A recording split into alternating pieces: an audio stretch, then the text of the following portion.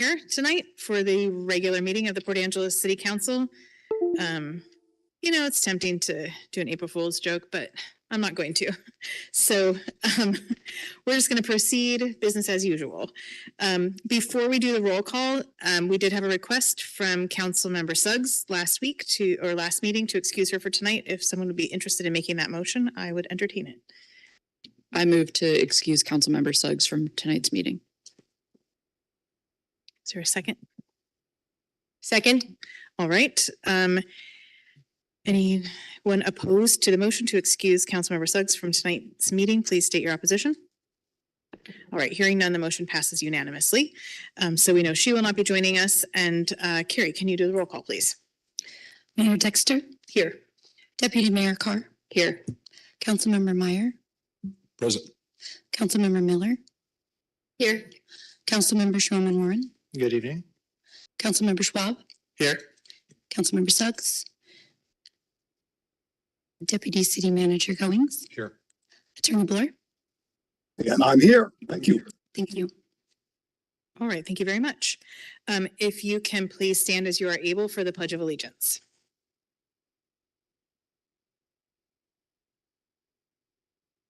I pledge allegiance to the flag of the United States of America and to the republic for which it stands, one nation, under God, indivisible, with liberty and justice for all.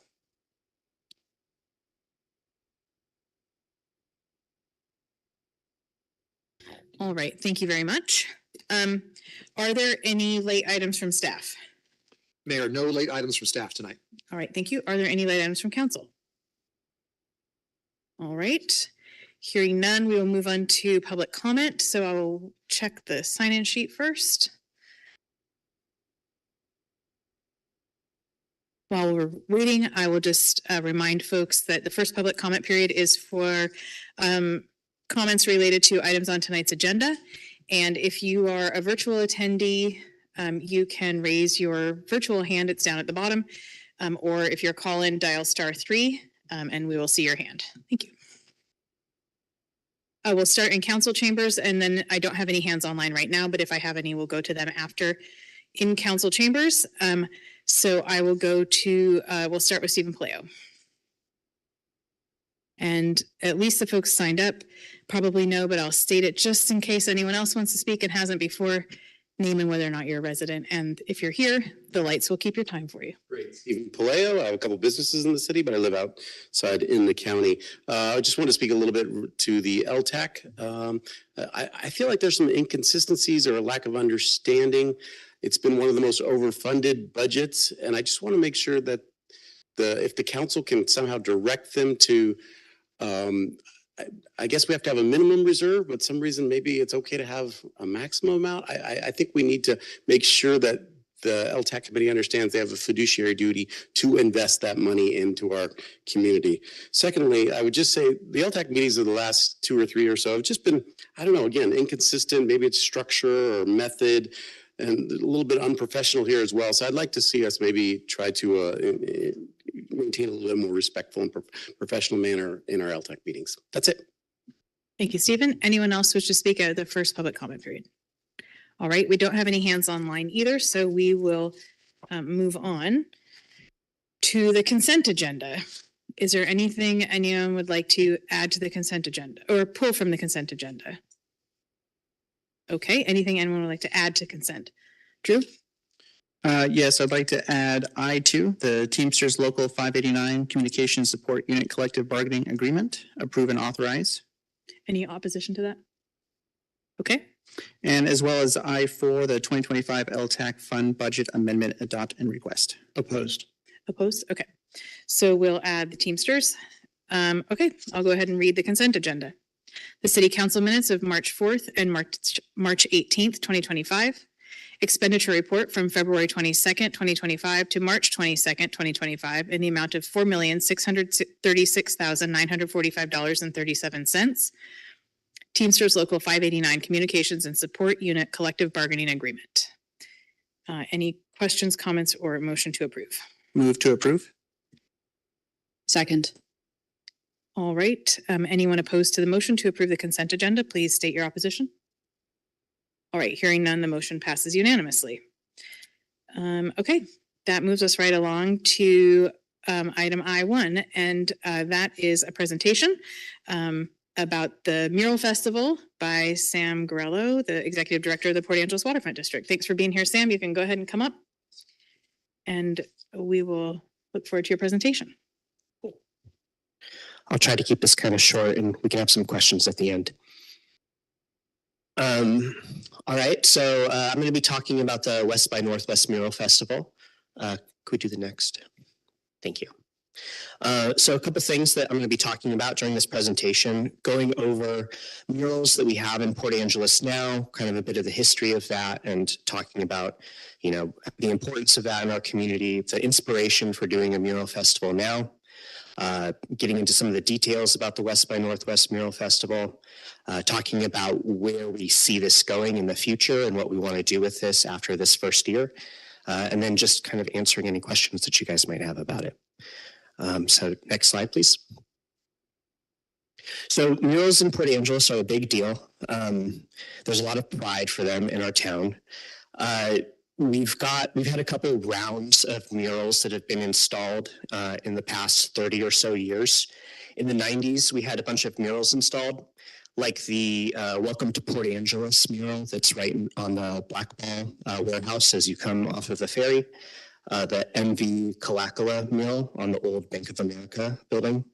Sluicing of the Hogback was also done in the late 90s, as well as the Olympic Visions mural that's on the Dyer Fountain, and the Norman mural that's on Bar Hop that's not in great condition right now. There were a few murals that went up in the 2000s, not a lot. In the 2010s, we had some more really big prominent murals installed in town. So we had the Strong People mural at the Gateway Center put it. That was really cool. The pedestrian breezeway between Alley Cat Boutique and Cabled Fiber and Yarn was put up as well. And then the really big Pacific Fleet mural was put up in like 2017, 2018. And so we've got these really great murals. They're heavily featured for our downtown historic walks. It's stuff that shows up in pictures when you Google Port Angeles. They're cool. Next slide. But right now, we have murals in flux in our community in a couple of different ways. So we have a mural trail that is listed on our Visit Port Angeles website. 13 murals are listed on that trail. One is already gone. That's the logging mural that is on Angeles Machine Works. It's a little bit outside of the downtown area. One has become blight. That's the one that is, that's the Norman mural on Bar Hop. That's a 5-paneled mural. The 2 of the panels have been down. One of the panels went down back in October. In addition to that, just it can't be repaired at this point. It wasn't painted on the right material. It was on plywood board, and so the water has kind of ruined that. And then we have 2 more murals that are potentially going away soon. And, you know, that's important. We should start talking about that because they're prominent murals in the waterfront district. One of them is the Olympic Visions mural that's around the Dyer Fountain. In the next couple of years, the stairway is going to be replaced with a new stairway. At that time, this mural is going away. It is painted on panels, so there's the potential for this mural to get relocated somewhere else in our community. There are discussions about that right now. And then the other mural that has a bit of a questionable future is the MV Kalakala. It's on the backside of the old bank at First and Laurel. That building is for sale right now for a very high price. There is the possibility that the folks that buy it are going to raise it, you know, but that's not a conversation right now, but there's a possibility. That mural is painted on the building. It's going to be extraordinarily difficult to relocate. That's really not a practical thing at this point. So it's just important for us to know that. And, you know, if we want to maintain murals in the community, we need to start looking at that actively right now. The majority of our murals in Port Angeles are historical tableaus, which are cool, you know, and they really help with our walking tour, but it's a very specific type of mural. And it's also a type of mural that, while not dated, these are not the types of murals that are getting painted right now. So that's just, you know, just a note. Could you do the next slide? So the inspiration for doing a mural festival right now, a couple of things.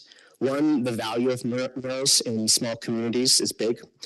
Murals beautify neighborhoods, and murals are placemaking. They're a way to identify, how does a community feel about itself? How does a community see itself? Also, the waterfront district is, created out of Elevate PA, which you guys have heard a lot about. Beautifying and placemaking are key elements of our 64-point action plan. So this really falls in with the mission that we're doing right now. And then the timing is really important too. These are uncertain days, and there's a lot of chaos happening at different levels, both outside of our community and within it. And this is a nice opportunity for some positive momentum and just a positive narrative about what's happening in our community right now. So next slide. So there are other towns that have exercised starting mural festivals, and it's been a really nice drive for some economic development, but also cultural development, and making the community a place that folks from away want to come visit and potentially move to. One of my inspirations for this festival that we're doing is the Up Here Festival in Sudbury, Ontario, which is Rust Belt, Canada. They've seen better days. They started a mural festival like 12 years ago. And in that time, they've gotten 57 murals installed throughout Sudbury. It's become a very large festival with music happening, all types of arts and creative stuff. They bring in murals from around the world. And so that picture up there is a really famous project that they did of an old abandoned hospital that was prominently seen throughout all of town, right off of the highway. It was blight. It was terrible. And so they hired some muralists outside of Los Angeles to come up and paint the building. And so the building has since been razed to the ground, but this was up for about 10 years. And it's just a really nice way to transform blight into art during a transition. So, it's not a permanent thing, but it is a way to address kind of daunting and overwhelming blight. So that's a really cool thing. Up Here acts as a mural broker, essentially, between the muralists and wall owners. So they get the muralists, they have applications come in, and then they have wall owners and people from the community submit walls for consideration, and then they match make. They basically play like a Yenta wall, where they find the two people who have a similar idea of what they want to put onto their building, and then they do that. They started very small with really tiny murals, which is what we're doing this year, but they eventually got to the place where they were able to commission full wall murals, which is where we would like to see this go in the next couple of years. Next slide. A closer inspiration and something that is much closer to what we're doing this year can be found in Bellingham. This is the Noisy Waters Mural Festival, and this is only 3 or 4 years old. They do things a little bit differently. So this festival is happening on a new waterfront, which is where their old mural plant was that they've redeveloped in the last decade or so.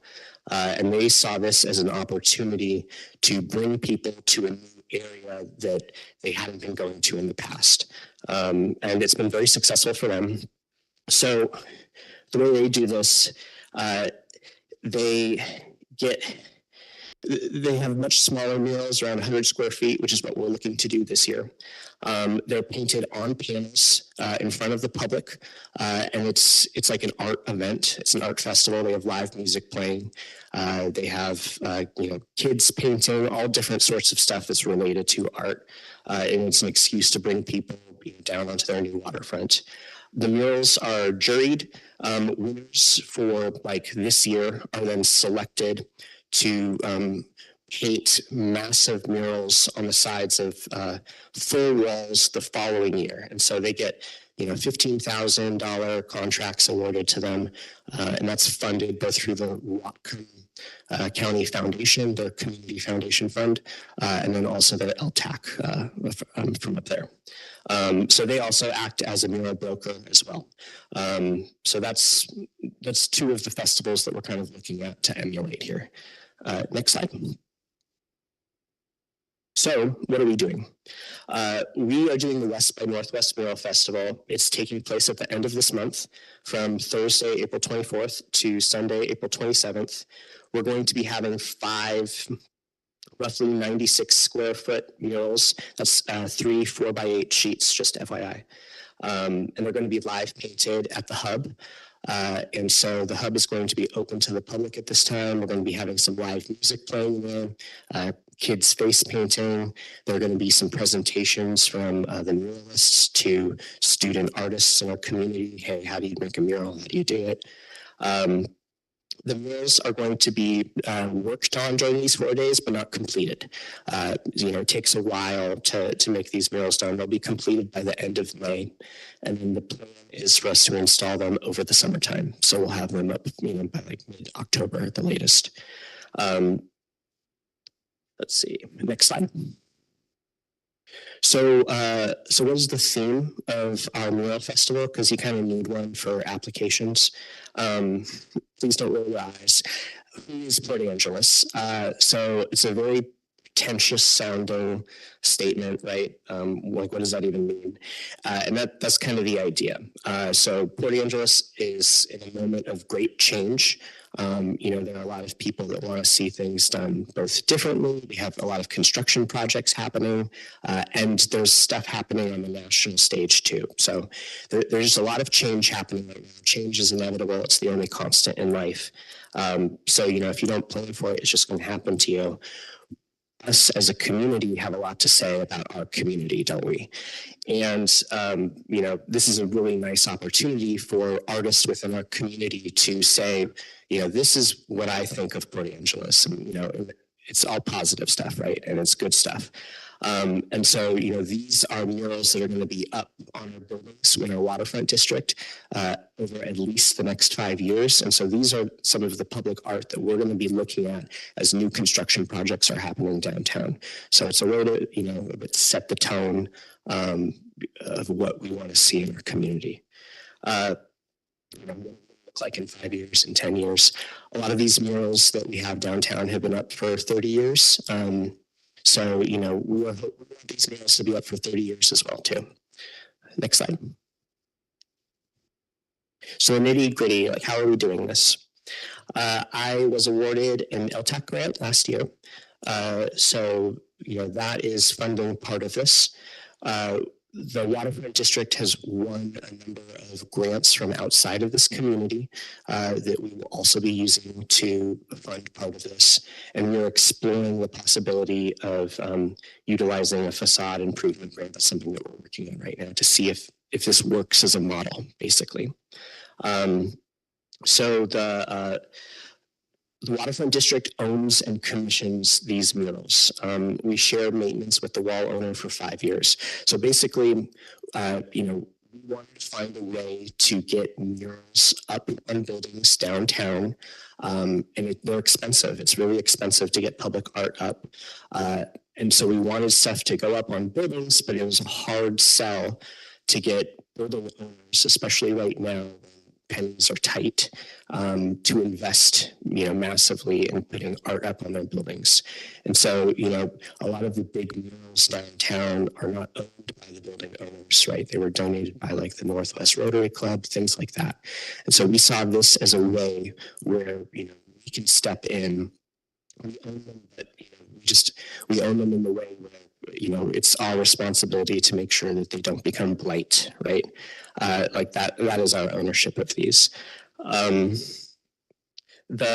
walls and the muralists are selected by a committee of local arts professionals. So we have, members of the Arts Council, the Hub, Field Hall, Wanda Fuca.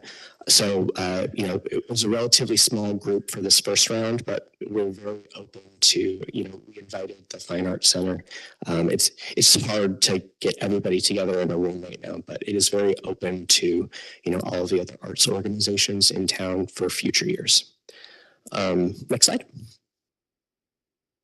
So what are the desired outcomes from this? We want some renewed community pride. There's a lot of wounded pride in this town, and this is a really nice way to point to something cool, positive, and fun that's happening in our community right now. We want an engaging festival for locals and visitors. It's going to be relatively small this year as we figure out how to do this and how to do this well. This year, it's going to be at the hub. Next year, we're hoping that we're going to have murals painted directly on one or two massive walls. That's as long as the proof of concept works this year, so that we're figuring things out. We want 5 new cool murals up in the waterfront district and around the district, and just proof of concept. Next slide. And then a couple of other things too that fit with what the waterfront district is trying to accomplish right now. So we are engaging in entering the Washington Main Street and Main Street USA this year. It's a pretty laborious application process. Part of that is collaborating with other nonprofit organizations, the city, kind of all of these different groups, and getting them to come together to talk about things in the community. Right? Beautification and placemaking are a big part of Main Street program. So it really just falls in well. Once we become a Main Street, we have been talking to the Uptown Arts District about going in together to get a creative district established in Port Angeles. We've been talking to Arts Law about that. That involves a lot of collaboration between all of the different arts groups. And so we see this fun project as a way to get there. And so it's fun, some great conversations about that. And, next year, like, the murals aren't all necessarily going in the waterfront district. The Lincoln Street corridor, as well as 8th Street, it needs some more fresh art up there as well. And then we want just community excitement about more murals. We were expecting, at least 5 to 6 applications for murals. We got over 50, which is amazing. For we're paying the artists $2,000. So that's about $20 to $25 a square foot, which is a little bit below what the standard rate is for murals. However, we got about 25 muralists from the North Olympic Peninsula, which is wonderful. And then we got about 25 from the Seattle area. And we got some internationally famous muralists, which is really exciting. I can't announce who the muralists are yet. We're still putting them together with wall owners. So I don't want to put the cart before the horse, but we have some really exciting artists that are going to be making art here. And we figure, once this gets started, we see more happening. And so we've developed a list of all of the artists. We want to play Yenta between building owners, who want to commission murals outside of our program to privately get their own art up on their own buildings. And we've started some of those conversations as well. So we're hoping that we just get the ball starting to roll, and we start to see more independent murals just going up on buildings like the Harbortown Marketplace, right? It's great. And so, this stuff can be contagious, and so we want it to catch. Let's see. And then kind of the final thing that we're looking to do is, ultimately, we don't want to be in charge of this. We would love the waterfront, the Arts Council to perhaps take this on, or another organization. We are happy to run it for the next couple of years until maybe it becomes something that is fun enough that another organization wants to take it on.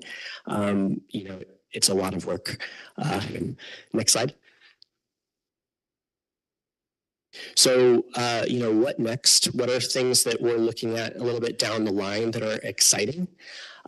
There are some big canvases in town that could also technically be considered blight, that could be beautified, right? And so, the McKinley Mill and their, it's like biomass thing. The biomass thing, yeah. You can see it as you're driving into town on Front Street, right? Oh man, and it's already white. So I've reached out to BioPropel. I haven't heard anything yet, but I want that painted. There are so many ways that could look great, and I don't understand why we can't do that. And then the picture to the right there, that is an old building that was associated with the wharf. As folks come into our country, they look at it. It got a paint job in the last year and a half, which is great. That's a wonderful, upgrade. It still doesn't look super. If the owner is amenable to having a real deal muralist decorate it, it's a great welcome to Port Angeles, to America. It's an opportunity that's waiting for something to happen. So those are two properties that I would love to see some massive public art put on in the next couple of years. If you guys can think of any other things, love to hear about it, because right now we're in a bit of a fun stage of being like, okay, what buildings are blank canvases that need paint on them right now. Next slide. So I can always use help with this. Right now, it is me and two people from Elevate PA that are working on this. We're a little bit like, what have we done? Just in terms of the scope of the work that is involved with this. This is a fun project though, because we are helping to gently guide the art that is going to be put up on walls, for another generation. If you want to have your input put into that, we are open to people collaborating with us on this right now. So shoot me an email, director@pawaterfront.org. And I'd love to get some more help on this, but we're okay. But it's a lot of work. It's a lot of coordinating between all the different artists and the wall owners. And matchmaking is not an easy thing to do, I'll tell you what. So that's the presentation. Love to answer any questions if you guys have any. I also don't have to do that. Let me know. Right, we'll see if there are any questions from council. Amy, go ahead. Thank you. Not really a question. I wanted to just say I really have been enjoying that one child with picking their nose on the side of the hub, and also think this is a really brilliant way to engage people in walking around the downtown. I've been in places like Mexico and Malaysia where they have self-guided tours following street art. So I just think this is a really good idea. Looking forward to supporting it. I'm not sure if I fit into the brawn or the brains, but I'll shoot you an email. Totally, yeah. And that is something that we're looking towards. There are a lot of small communities where they have biking tours that go between all the different murals. In the audience is Steve Hargis, who runs, the downtown walking tours, and those murals are really heavily used for that. So, yeah, it's, how do we get more young families into Port Angeles? There's a housing crisis everywhere, but we're a cool, weird town, so we should lean in. Navarra, go ahead. Well, Sam, I'm glad you were here tonight. I've obviously heard about the festival through LTAC and also some of our past conversations, but I first wanted to say one of the things you didn't mention that I think is a huge selling point is that public art slows people down. It improves traffic safety. People drive slower when they have something fun to look at instead of boring buildings. And so anyhow, I'm very supportive. And I certainly hope that this is the first of many. I have a couple of questions that you kind of talked about, and I think they're going to be, the first question that I feel like is kind of embarrassing, but so there's going to be 5 murals painted. Mm-hmm. Is it 5 muralists painting all, a different muralist per painting? So funny you should ask. For at least, so one of them might have 2 muralists working together. I can't announce who, but it's local. And it would be a cool collaboration. Okay. And so that's part of it as well, is that we actually, I think, Amy, you mentioned you liked the kid picking his nose in the back of the hub. So that's a real deal muralist that has joined the hub. His name's Brady. I couldn't tell you his last name. I'm sorry, Brady. It's just Brady, right? But so there are other plans we're starting to hatch about developing our local artists and developing local muralists, and because we have such an amazing arts community here, and so in bringing out some muralists from Seattle, we do plan to have some. It's not really training, but it's like, you know, a meeting of the minds of like, hey, you know, you should do this or don't do this. And like, you know, on this material, you want to do it, like that kind of stuff, right? Great. So, but just to like be really clear, at least 5 different people doing artwork. Yeah. I'm sure there's multiple mediums people can use to make murals. 6 or 7 probably. Okay. Yeah. Okay, very cool. And then, so you kind of talked about it already, but as you mentioned, and as I've said to you before, I really, I really hope that we continue to look for a diversity of artists and kinds of art and styles of art. It's something that I think has been lacking in the public art in the downtown spaces, not just our murals. And I think through some conversations with the city as well, you know, when we're talking about putting a public art in, you know, that might be in city right of ways or whatever, a concern is always, well, is it just going to be one guy's artwork? So I'm really glad to hear that there is a diversity of artists. I hope there will continue to be a diversity of artists and artworks and art styles. And I think that, you know, you going through the list sort of the older murals versus the newer murals.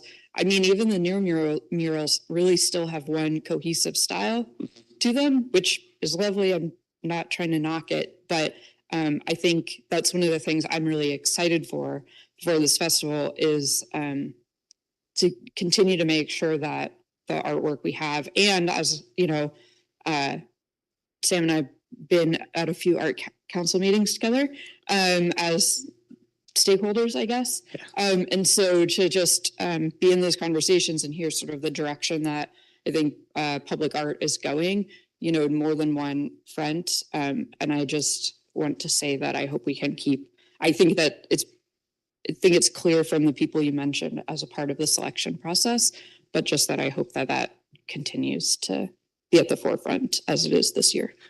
1,000,000%. So all respect to the people who have come before us because, you know, they have made some amazing murals and it's really cool what they did. Heavy lift, super heavy lift, do that sort of a stuff in a community where like, I honestly don't know if 30 years ago there were other murals that were up downtown that like came down. It's before my time. But in our rubric, we actually, you know, we asked artists, hey, what kind of a thing do you want to put up? And so we're super heavy on, there will be no more historical tableaus put up this year. In the future, there may be, but like right now, like we have enough of those and they're wonderful. But, you know, we don't have the kind of like urban that you see in other towns, even in like Bellingham. And it's stuff that, you know, it's just color, it's abstract, but it's also whimsical. So like, you know, I don't necessarily want to do a new Olympic Visions downtown, right? You know, we have a lot of animals put up and we have a lot of stuff like that. So like, let's get some new interesting stuff that you might actually stop and look at for a second. So like that's color, you know, that's like different shapes, it's different style, but like we selected our muralists based on that. Like we want new. But no disrespect to the old, like it will complement the old and we'll have variety and diversity in our art. And like, we think that that's important. You kind of need the whole picture, in my opinion. Anything else from council? All right, well, I don't know if I'm available to help, but I'm certainly looking forward to the process and the outcome and appreciate you and the other folks involved in getting this off the ground. I agree that, you know, we had some people who really made an impact on the local art scene and sort of brought a local art scene. Yeah. And so it's really cool to see this being picked up and carried forward in a unique, not necessarily unique, but in a way that is unique to Port Angeles and new, and just a cool new thing to do and see. I think it's fun to watch people paint, so I'll try to make it if I can't help. Awesome. Make it. Yeah, go ahead. Yeah, I really appreciate the idea of different styles of art. I was in DC last spring and at the African American Museum of Art and Culture, there was an Afrofuturism exhibit and just the idea of futurism and like using murals to project like what Port Angeles can be, not just the past. So I appreciate that you're thinking about that. And then just maybe future project after you're done with this overwhelming number of applications is the boxes, the utility boxes at intersections. I've been in Olympia a lot this spring, and it's really cool to see art just around in those places. So I don't know if we currently have any proposals for that. I know we've been on and off trying to make that happen, but that'll be a cool project too. That will be a really cool project. I'm talking to Kyle Zimmerman about, he's trying to get that done uptown, right? And so we're going to compare notes, and like that's on our docket too, just FYI. Yeah. Thank you, guys. Thank you. Thanks so much. And we'll look forward to hearing other fun things that are happening at the waterfront district. But mostly we'll, for now, look forward to this. Totally. Thank you very much. The next thing is just open containers everywhere. April Fools. That's a great way to end. There is or was a state bill for that. So yeah, I think I signed in pro. Thank you very much. All right, Calvin, should we go to your presentation? Thank you, Mayor and members of the council. Tonight's presentation is on improving our permitting system and key performance indicators. Hard copies of this presentation are available at the council dais, and there are copies for the public in the lobby. This is about a 12-minute presentation, so if possible, please consider maybe holding your questions till the very end. Likely questions early on are answered by a later slide. All right, so let me start with an overview of tonight's presentation. First, talk a little bit about our guiding pillars. Second, the city's overarching goals in this effort. Third, our current processes. Fourth, the phased improvements we are now implementing. Fifth, we'll talk a little bit about the KPIs. And sixth, our next steps and your questions. So let's kick off with our guiding pillars. And these really have been our North Star in this process. The Development Services team, which is comprised of the Community and Economic Development Department, Public Works and Utility, and the Fire Marshal, is dedicated to providing an excellent customer service experience, strengthening community partnerships and connections, and supporting a thriving and inclusive Port Angeles. So our goal is to become the best permitting agency on the North Olympic Peninsula. And that means providing greater transparency, greater speed, greater clarity, and greater responsiveness. So I think it's clear to everyone that our current processes weren't delivering the high quality customer service experience the public deserved and was expecting. And we've been working hard to address these challenges, which at times can seem to lack coordination across departments, can be lengthy and with inconsistent timelines, are outdated with no regular reporting mechanisms, and finally lacking transparency. So to remedy these shortcomings, the city manager set a very clear direction to CED, Public Works, and the Fire Marshal's office to get our arms around these challenges and develop a thoughtful and comprehensive plan to address it. That directive led to an intense 8-phase plan over the last 14 months and really to elevate and improve our permitting process. And I'm excited tonight to share with you the progress and next steps. All right, so let's start with phase 1, which was engaging with our stakeholders. So in mid-2023, we began engaging stakeholders to collect their feedback on our permitting processes. And what we gained was a very clear picture of the inefficiencies and the community needs and the priorities for future improvements. So following that phase 1 outreach, staff formed a cross-departmental team focused on improving permit review coordination known as the Consolidated Application Review Policies and Procedures, or CARP. Say that 3 times fast, bringing together CED, Public Works, and the Fire Marshal's office. That effort resulted in unified workflows, eliminated duplicative routing of applications, and prepared staff for the upcoming permitting software upgrade. Now, phase 3 led to a permit review tracker. So in early 2024, staff developed a consolidated tracker to monitor the status of all pending permits. And regular cross-departmental meetings were established to review the tracker and address any outstanding issues. This work improved accountability, enhanced collaboration, and eliminated internal bottlenecks. Phase 4 was brought on by a new law, Senate Bill 5290, which you might remember, passed by the Washington State Legislature that required municipalities like Port Angeles to modify their procedures for land use and permitting applications. While SB 5290 did not specifically address building permits, the city of Port Angeles elected to include all development permits in the amended procedures, bringing even greater transparency and timeliness than was required by the state legislature.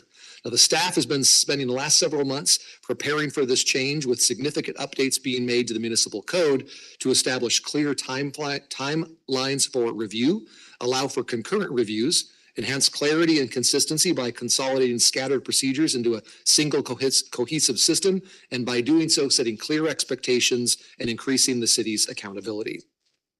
Well, 3 months in, and with a lot of hard work, I'm pleased to report to you tonight that we are 100% compliant with these timeline requirements. A big thank you to city staff who have been laser focused on this implementation, and to our stakeholders for their patience as we have implemented these changes. Now, for phase 5, you might recall over-the-counter permitting was a recommendation of the City Council during your adoption of Senate Bill 5290 legislation. As a result, staff incorporated a new Type 0 permit into the code revisions. This new initiative has been very successful. Permits that do not require a public notice or a public hearing can be processed over the counter, further streamlining the process. Staff is now available to process Type 0 applications and provide same-day permit issuance each Tuesday. This includes minor residential mechanical work like HVAC system installation, mini-split system installation, and new kitchen hood installation. Minor residential plumbing work such as replacing or installing water heaters, connecting appliances to water supply lines, and replacing a water or sewer line, as well as residential miscellaneous work such as abandoned tank removal, residential solar panel installation, and roofing and siding replacement. So again, after years of talk, we are excited to be taking action and implementing this important customer service enhancement. We are pleased to report that Super Tuesdays with Tristan, launched just in late January, has already issued nearly 80 over-the-counter permits. And we're working now with Public Works and Utilities to add some of their simple permits to the same over-the-counter process. Speaking of Public Works, we are very excited that starting in early February, Public Works staff is now co-located at the permit counter and is available in person without an appointment Monday through Friday from 8 to 5 p.m. So to give you a sense of how important this initiative is, we have had over 700 in-person counter visits this year already. This is definitely a customer service enhancement that is working. Now to phase 6, Enterprise Permit and Licensing Software, or EPL. As you know, we are spending significant resources to implement EPL, which will introduce a fully digital permitting and licensing software system here in the city. The expected outcome of EPL will be streamlined workflows and automation, improved review and collaboration, modernized processes, including mobile apps and electronic plan submittal, and real-time reporting for greater transparency. Phase 7 is Key Performance Indicators, or KPIs.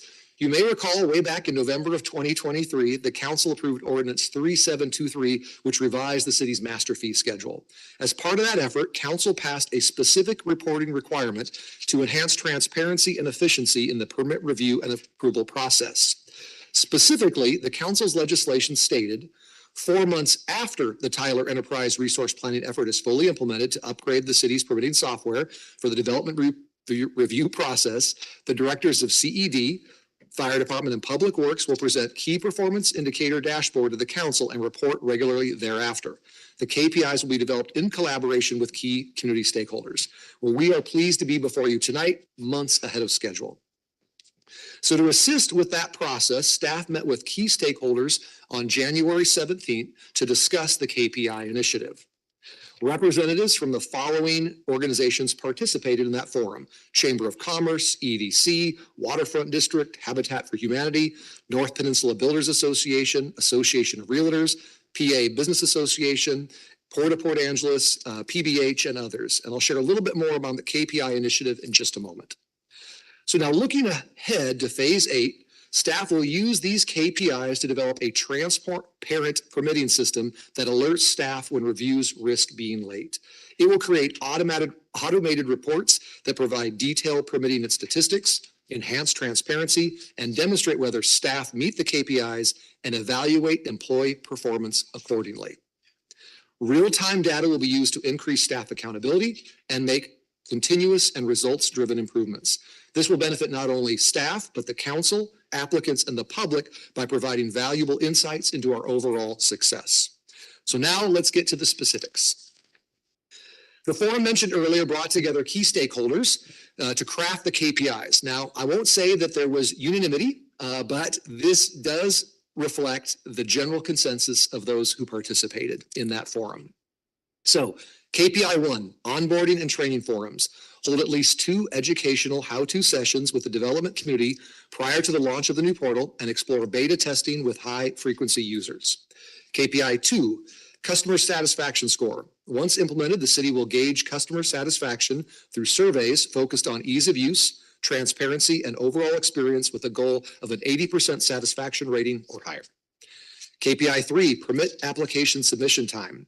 Track repeat customers' average time to submit a complete permit application using the new portal. Track the percentage of incomplete applications and the percentage of applications requiring second and third rounds of reviews. KPI 4, approval times for permits. Measure the average time for permit application submission to approval. Track the percentage of approved permits within timelines consistent with the requirements of Ordinance 3742, that's the Senate Bill 5290 requirements. And within 18 months of launching the portal, review opportunities to decrease those timelines under 3742 and evaluate these timelines against our sister jurisdictions. KPI 5, number of automated permitting steps. Identify the number of automated versus manual steps in the permitting process by the end of the first year. Reduce the number of manual steps by 25% within 18 months of launching the portal. KPI 6, transparency index. Assess the transparency level of the permit process by evaluating the availability and accessibility of information to the public through customer service surveys with a goal of at least an 80% satisfaction rating or higher. KPI 7, customer support response time. Measure the average response time of customer support for inquiries related to the permitting process. Ensure average response time is 2 business days or less for all inquiries within 4 months of implementation. KPI 8, issue resolution time. Measure the average time to resolve issues or challenges identified during the implementation of EPL with the goal of resolution within 5 business days. KPI 9, code evaluation. On an annual basis, review the top 10 sections of code cited in application denials, review development regulations for possible streamlining and simplification opportunities, and evaluate the possible codification of previous director's determinations. And KPI 10, frequent users program. Within 18 months of launching the portal, evaluate the option of creating a certified submitters program, which would require less staff review time for application materials from these certified applicants. And then finally, our next steps. The 10 key performance indicators will be integrated into the enterprise permitting and licensing project, and staff anticipate the launch of this portal in Q4 of this year. So we are getting very close, council members. And finally, a big thank you. The city very much appreciates the community stakeholders for their time, input, and collaboration as we work together to become the best permitting agency on the North Olympic Peninsula. And with that, I'm happy to answer any questions. Thank you, Calvin. Are there any questions from council? Lindsay, go ahead. KPI 3 slide, please.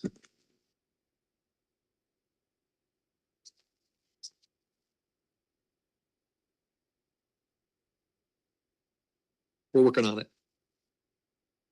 It'd be slide 32, Carrie.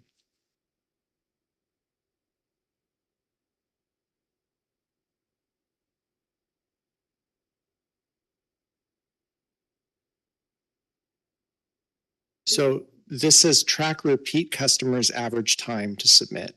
I'm curious why we're tracking repeat customers and not all customers. Great question. That was one of the issues that was discussed at the forum. The sense from the forum participants that one-time users, one-off users are going to have some challenges at time and don't give as clear a baseline as folks that are consistently using the system. So the group really wanted to focus in on those kind of high-frequency users to see as frequent users what their timeline, what their experiences were. So that was the thought behind focusing on those repeat user timelines. Yeah, I appreciate that. I think there's kind of 2 groups of people who come to the permit counter, and one is repeat users or frequent repeat customers. And then the other is people are like, hey, I've got a backyard and I want to put a backyard cottage in it. And I own one backyard because I just own one backyard. I'm not a developer. And I think we should also track those people's experience as well.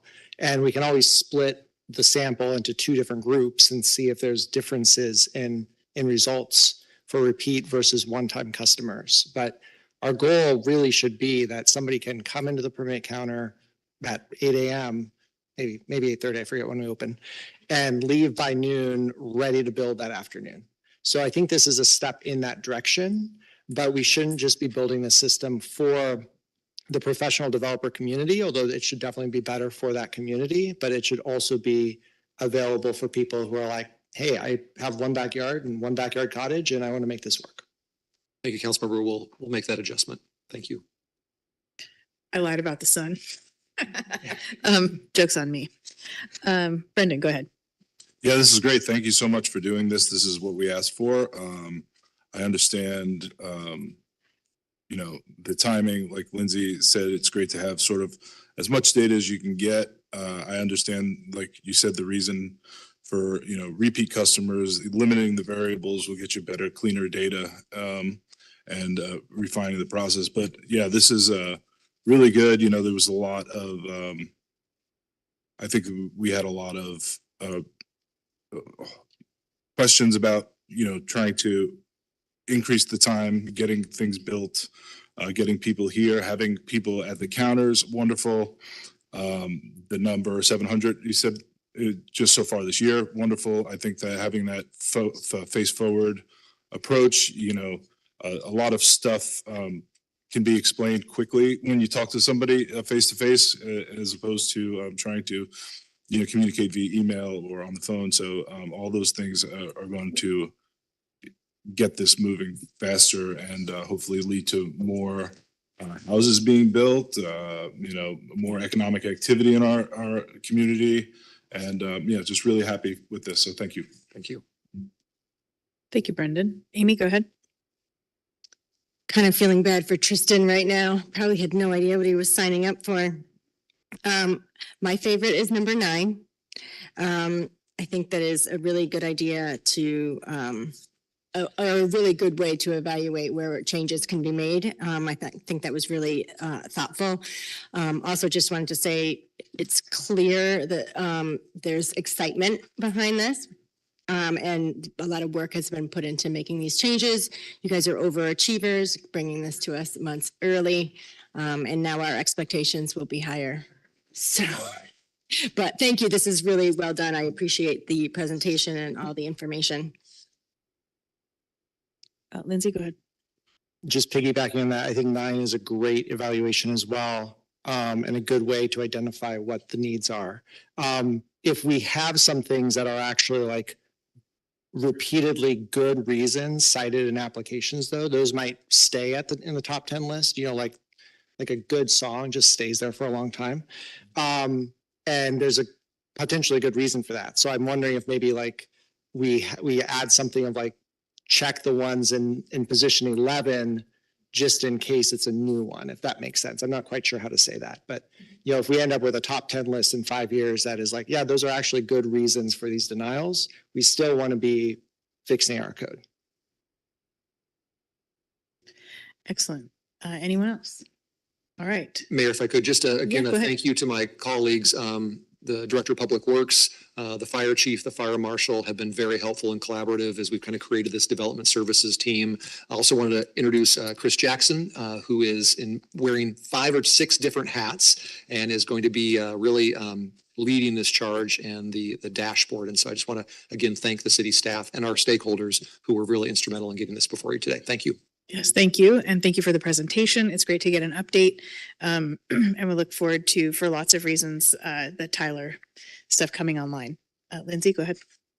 Yeah, one last comment about this. In terms of our structure of the city, we basically have departments of like specialty knowledge bases. So we put all the planners upstairs in the all the planners are downstairs in the planning department or CED. All the engineers are upstairs in public works. All the finance people are tucked back in the corner with the mountain view. All the lawyers are upstairs. I don't think they get a view. And so what we're doing here is actually creating an interdisciplinary team which is really much more how functional organizations function. Sorry, I forgot the fire department. You're not even in City Hall. That's why I forgot about you. I'm not sure how you get to those meetings. And so like, it raises a larger question, I think, of the departmental structure of the city, in that so much of what we do is interdisciplinary as a general purpose government. And, does interdisciplinary teams make more sense for our organizational structure as we attempted to tackle basically interdisciplinary problems? So I just want to throw that out as more food for thought. Thanks. Thank you. All right. Thank you for that presentation and for all the work that's happening in that regard. And we will take a 5-minute break and come back and pick up with LTAC.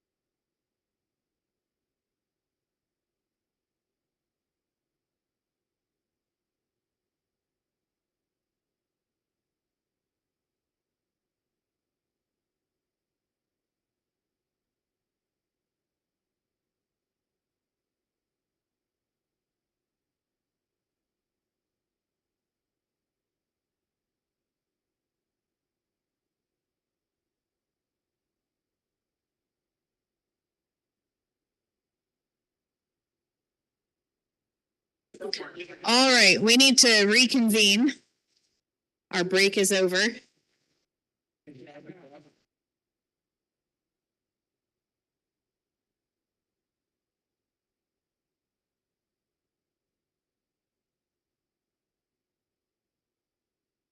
I should say, my issue here has nothing to do with the actual content of it. It's the procedure. So if it's okay, I mean, it's up to everyone else. We can skip the content part of the conversation. If it's up to you. I'm going to go to Calvin for the opening and then we can go from there. Thank you, Mayor. Council members, you'll find this information starting on page I-38 of your packet. I'll make this quick. Pursuant to the process set on RCW 7828, more than 45 days ago, the City Council submitted to the Lodging Tax Advisory Committee, LTAC, a proposal to reconsider or to consider the utilization of $238,751 from excess reserves to fully fund applications that were not previously recommended for full funding or were underfunded as part of the LTAC 2025 budget, and to consider the 16 applications outside the scope of previously determined funding category limits. The LTAC met on March 20th and has recommended on a 5-1 vote the use of $163,613 in excess reserves to fund 11 applications as indicated in the memo table. Funding for these applications is available in the lodging tax reserves from excess revenue collected in 2024. So tonight's recommendation is to, 1, adopt the Lodging Tax Advisory Committee's recommendation to utilize $163,613 from excess lodging tax fund reserves for 11 applications, and 2, request the finance director to include this item in the next formal budget amendment to the 2025 budget. Finally, the city attorney, finance director, and planning supervisor are available for any questions you may have. Thank you. Thank you. Navarro, go ahead.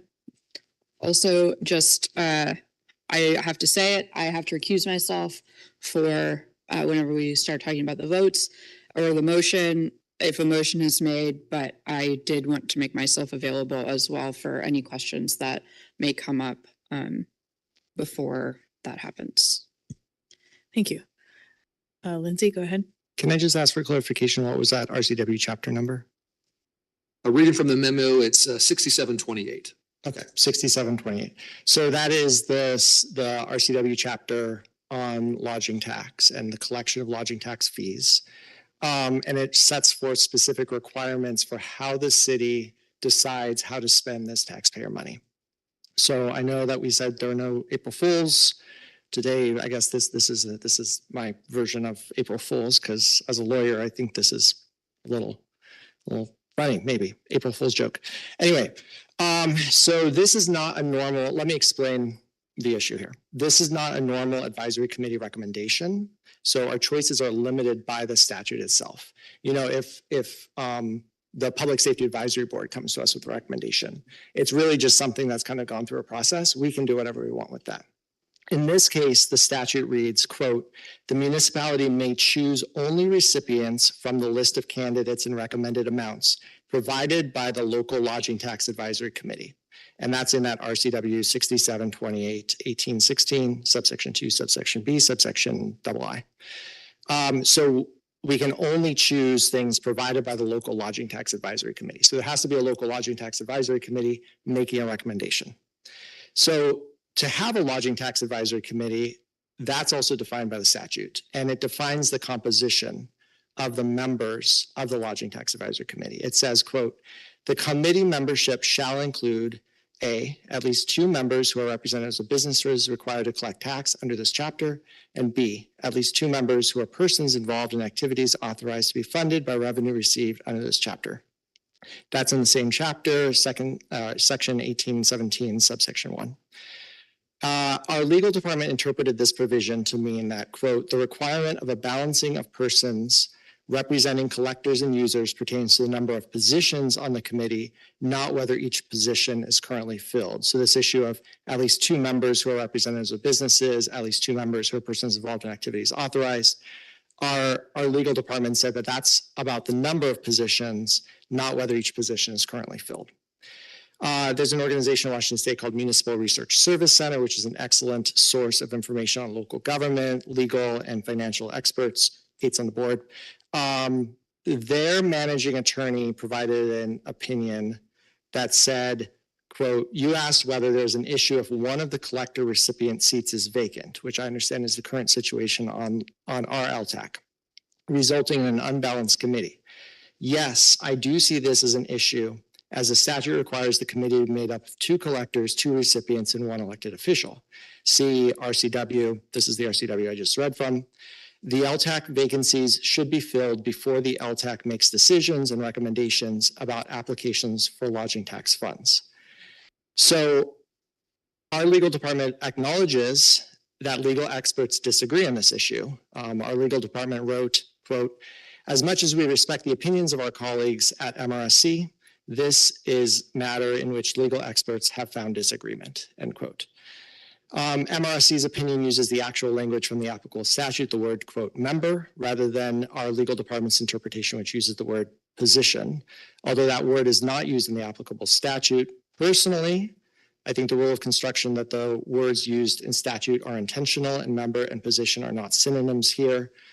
In this context, members hold positions, positions don't hold members. That doesn't make any sense. But I'm not reinterpreting this. I don't think we have to be like, no, our legal department got it wrong and MRC got it right, or the other way around. I think the better way for us to make this decision is to think about the consequences of if one of these is right or wrong. So we should consider the opinion of our legal department that, as they said, this is a matter in which legal experts have found disagreement. So what is the risk of this action now versus later? So what if our legal experts are right? Hey, we've got a valid recommendation from a valid LTAC. We can approve it and then issue these contracts based on that. Now, what if MRSC is right? In that case, we don't have before us today a valid recommendation from LTAC because the group of people that sat down and gave us this recommendation didn't meet the membership criteria to actually be a lodging tax advisory committee. They didn't meet the requirements of the law under which we're collecting this tax, under which we're able to then distribute this tax to other people. We thus cannot meet the statutory requirements where, quote, "the municipality may choose only recipients from the list of candidates and recommended amounts provided by the Lodging Tax Advisory Committee."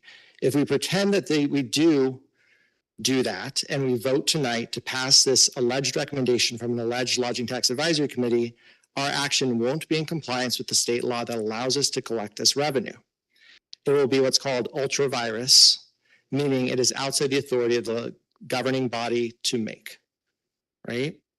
This means that if we then issue contracts to these hopeful LTAC fund recipients who we're trying to help, there's a serious question of whether those are valid contracts. And if we then give them money under those contracts as they've requested, as this group of people that call themselves the LTAC but is not constituted properly under the statute, or might not be, legal opinions differ, legal experts differ, we might be doing that illegally. And then if that's challenged, the whole thing falls apart. Those organizations that thought they had money don't have money.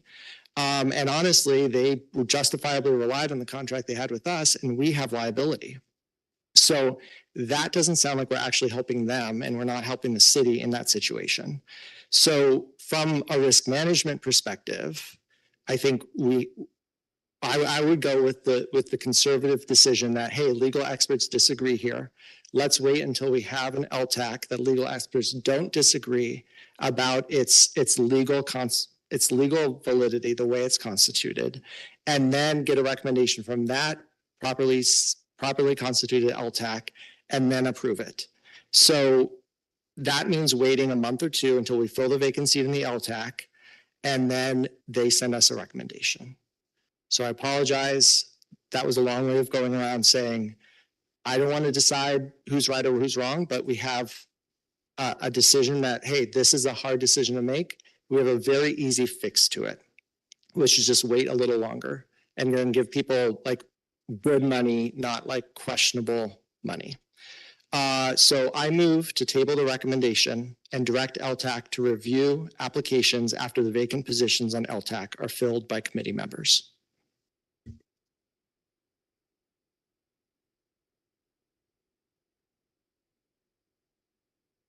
Second. All right, do you want to speak to your second? Yeah, I think this is a legitimately a bad place to be. I think for some additional context, we tried to solicit volunteers to serve on this board for months. I'm looking over at Carrie. She knows exactly how long. I don't, but I think it was at least 4 or 5 months that we had this position open and we didn't receive a single applicant. So it's not like there were good people or literally anybody who applied and we said, no, we don't think they're worthy of being on this board. There was literally not a single person who submitted an application, which I think, I'm looking over at Amy and Drew that were on the committee, and I think this was disappointing to all of us, certainly no more than to me, the chair of this board. I also feel like the procedures that we underwent during the meeting were fair and valid. I think we had good discussions. We have 2 new members on the board. Maybe 1 new member and a voting member and a person who's now voting. Either way, people who hadn't been eligible to vote in the past or weren't serving in really the same capacity.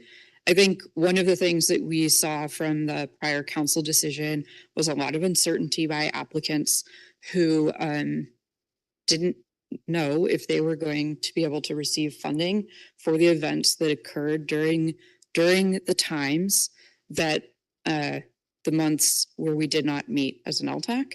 So there were a number of folks whose events have already passed, who are in this recommendation to, on whether or not to be funded. And there will be at least 1 more, which will be my partner Eric's.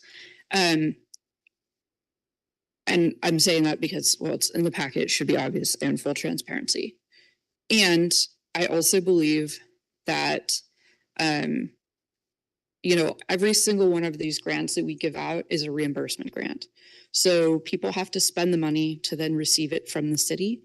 So it's not like somebody applies for $10,000, we give them $10,000 to do whatever. They literally have to show us receipts and then we give them the money for what they spent. So if they don't spend all $10,000, they don't receive it.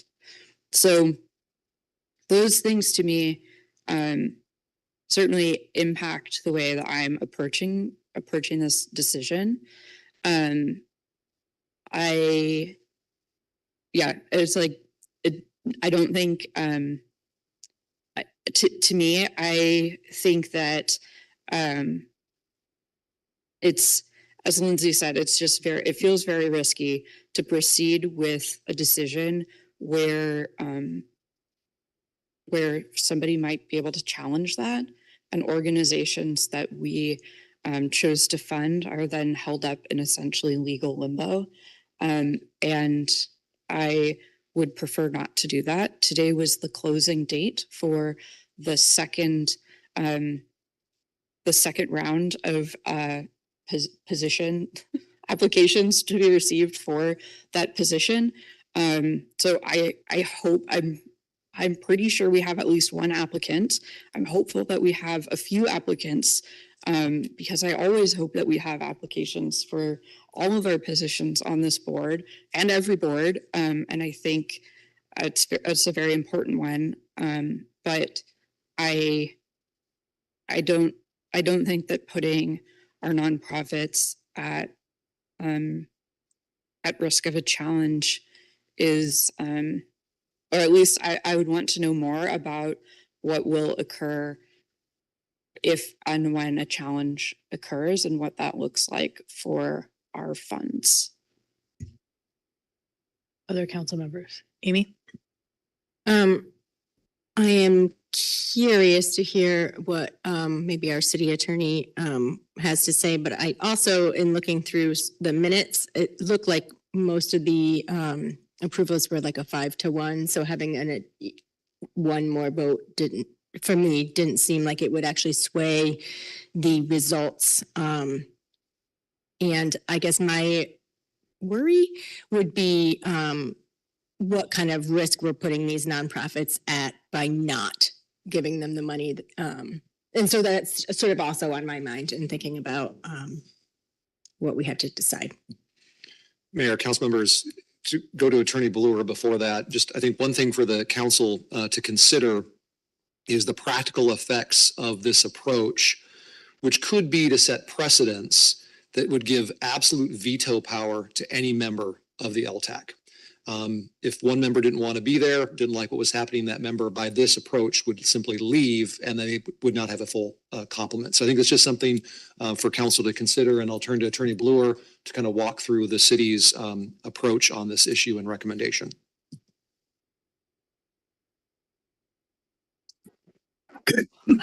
Go ahead. The motion is to continue action on the LTAC grants for a couple of months. And I personally don't have any concern about continuing the LTAC grants for a couple of months. I do not know what effect that would have on the applicants. And so I don't know whether that would put any of them in jeopardy. But from a legal point of view, I don't care whether you continue action for a couple of months or not. However, I do want to clarify the situation with regard to the legal issues. First of all, I think the wrong question is being asked. We have an LTAC committee with all of the positions filled except for one of the required positions. So you have plenty of members on the commission. And so the question is not whether all the positions have human beings appointed to them. The question is whether there's a quorum. It is the quorum that in Washington state law, that's what governs the validity of the action by a governing body. That is what the OPMA says. You judge the validity of the action of a governing body.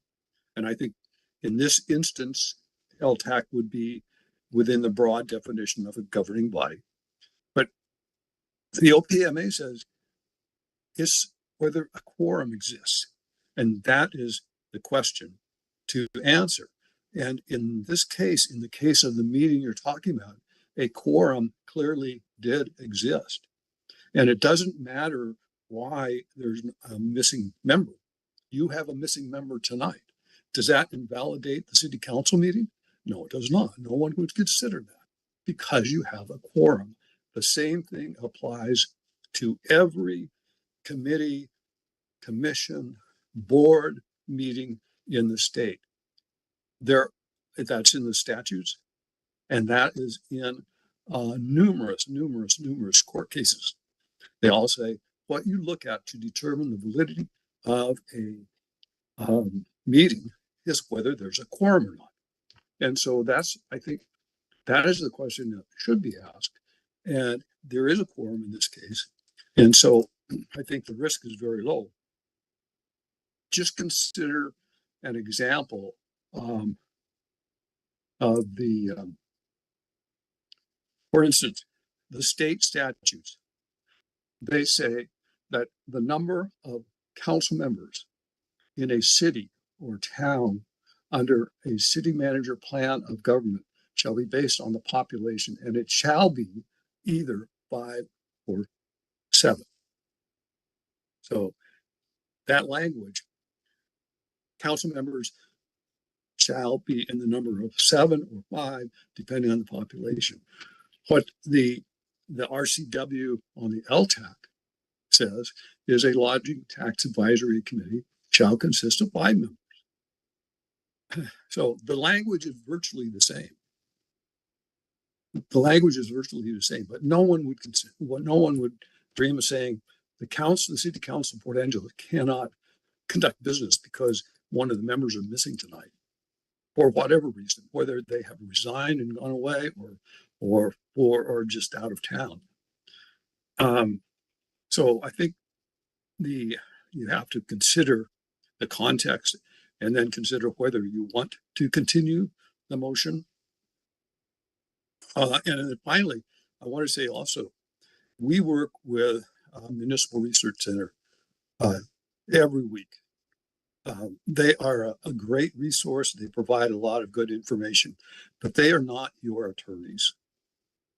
In fact, the email that was sent out by MRSC has a disclaimer, says this email is not legal advice.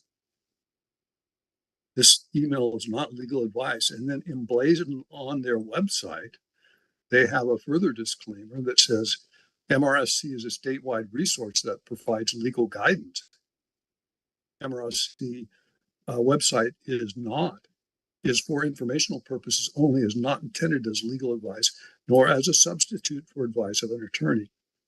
You should contact your own legal counsel if you have questions.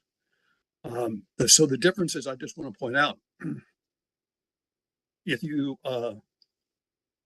were to act on the advice of MRSC, they will not defend you in court. And if you act on the advice of the legal department of Port Angeles, we are willing to back up our opinions in court in support of you. So I think I'm saying all that just to give you more context and perhaps a little bit different view of what the important issues are. And of course, I'm glad to answer any questions too. Thank you, Bill. We'll go to Brendan, Drew, me, and then back to Lindsay because you had your hand up too. Brendan, go ahead. Yeah, 3 out of 4 dentists prefer Colgate over the leading brand. It's okay to have professional people, experts in fields, have disagreements. I won't be supporting this because our legal department is giving us a different opinion. So that's it. Drew, go ahead. So this one's a little bit of a tricky one for me because as someone who, I am not a lawyer, do I get to call you a lawyer yet? One and almost another lawyer up here. So we do have lawyers up here. But I do play a lot of games and read a ton of rule books. And so I can legitimately see the argument for both interpretations. Both interpretations make sense to me. And is the case that has happened over the several years that I've done things for the city, I will defer to our legal department because it's our legal department. They're the ones that have to back up anything they say to us. So that's why, regardless of how I feel this could be interpreted, I'm going to defer and I'll vote no on this so we can try to vote for the original, the original packet that was brought to us tonight. I'm just going to go really quickly and I'll go back to you, Lindsay. I am also of the opinion that I don't want to start the trend of disregarding our legal department, since they're the ones who are going to go to court for us if something like this were to be challenged. And my thought is, if it was challenged, then we bring these all back when the position is filled, if for some reason that happened. So I think for many of them, the planning piece is important. And if they don't know if they can count on the funding from lodging tax, which they've already waited from the fall to find out, while yes, it's reimbursement, I think some of these may need to modify their event or change how they're going to move forward if they don't get the funding that has now been awarded. And so I would hate to delay that even longer so that somebody might not actually have their event because they don't know. And I know this was a unique round based on how things went, and the way that we ended up here is not something that has happened before.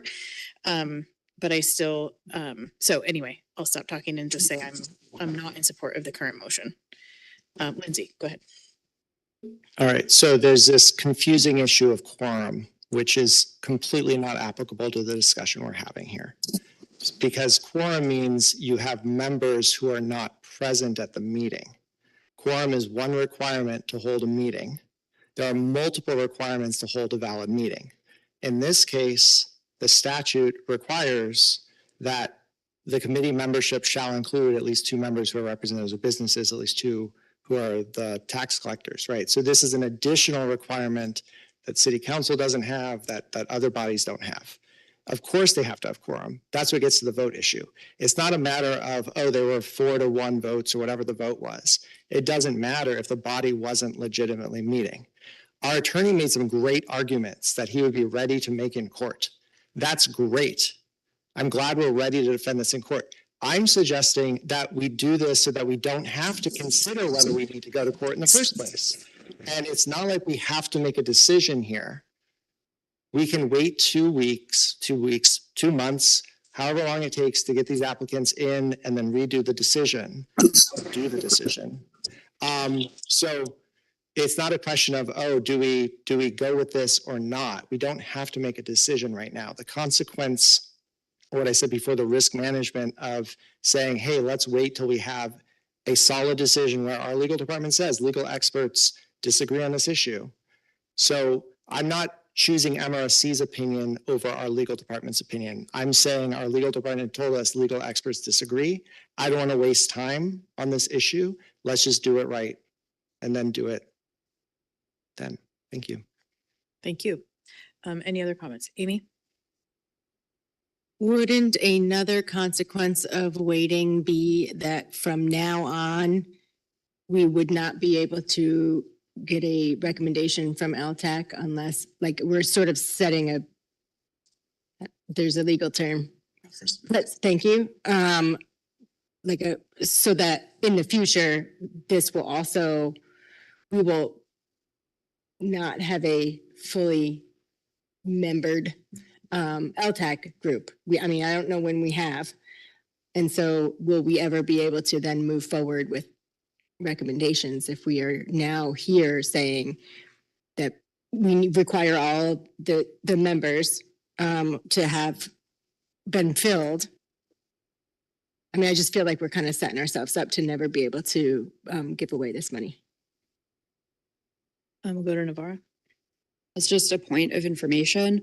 The requirements in the RCW are the floor, and our LTAC chooses, we've made a conscious choice as a council to include members of the public on our LTAC.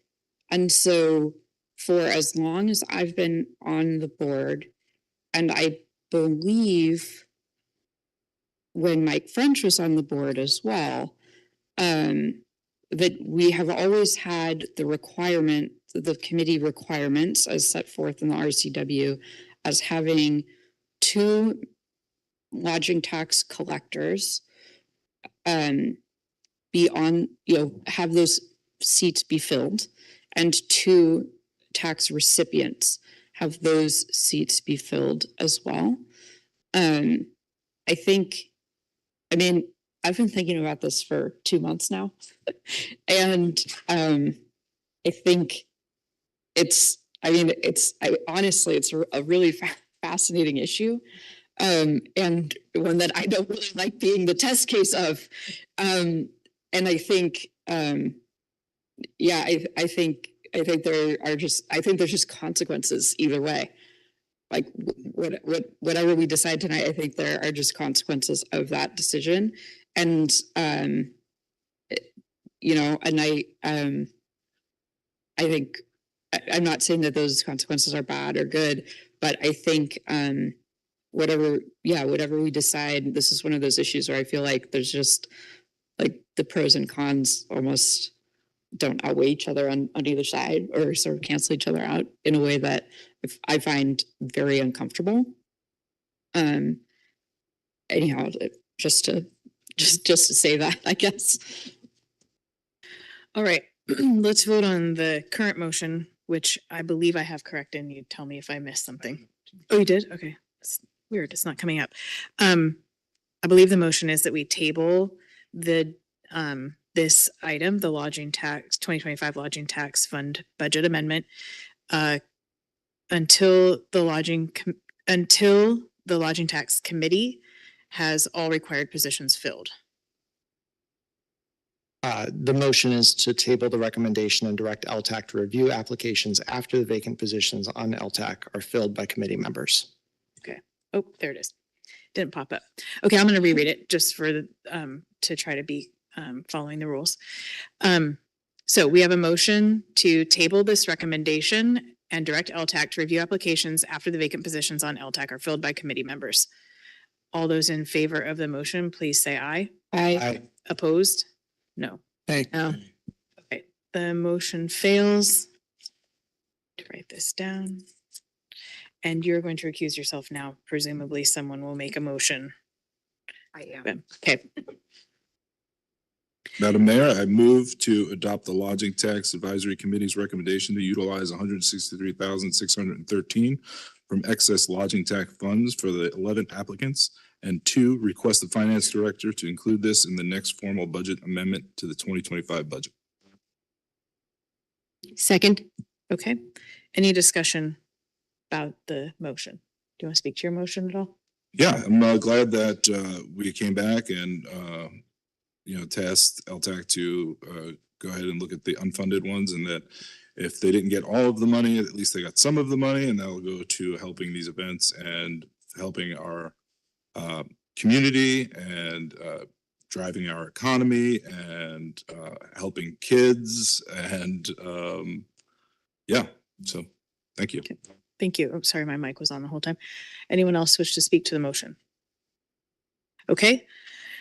So we have a motion to adopt the Lodging Tax Advisory Committee's recommendation to utilize $163,613 from excess lodging fund reserves for 11 applications and request the finance director to include this item in the next formal budget amendment to the 2025 budget.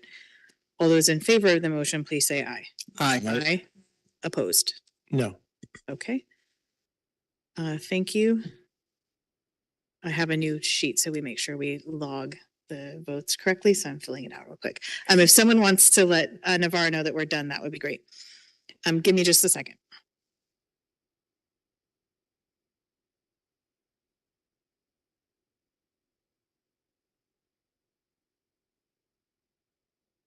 Okay.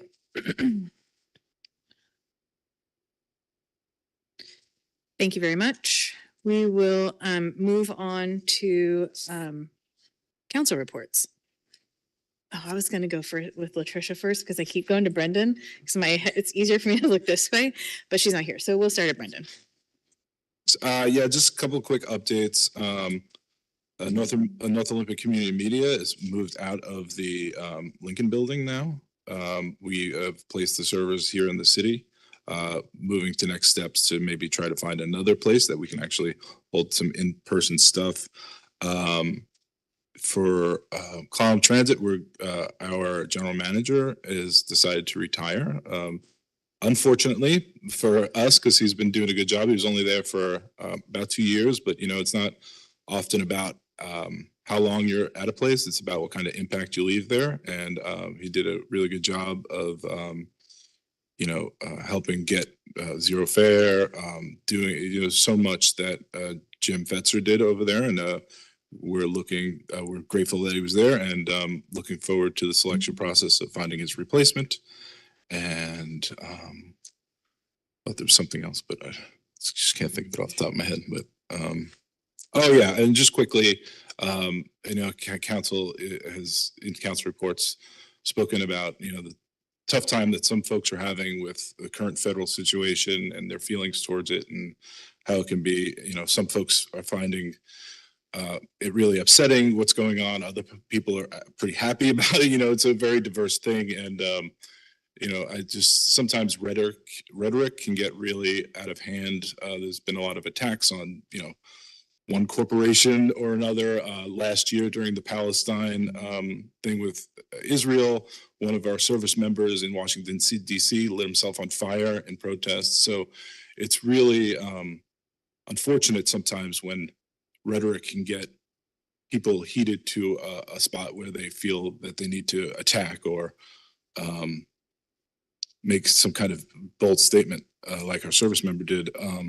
So I hope that everybody can just take a breath and try to talk with people who they have differences with, to try to, and by all means, like if you're really upset, protest peacefully, do what you have to do. And there's plenty of things the federal government has done that I am not happy with. And, but just all remember that we live in a community together, and just try to, mend those fences and bridge those gaps. That's it. Thanks, Brendan. Amy? don't know how I'm going to follow that with business. Okay, I do have a couple of things to update you guys on. I've been attending monthly ARC meetings, which I had to be reminded what that stand for. So I figured you guys also might have needed that.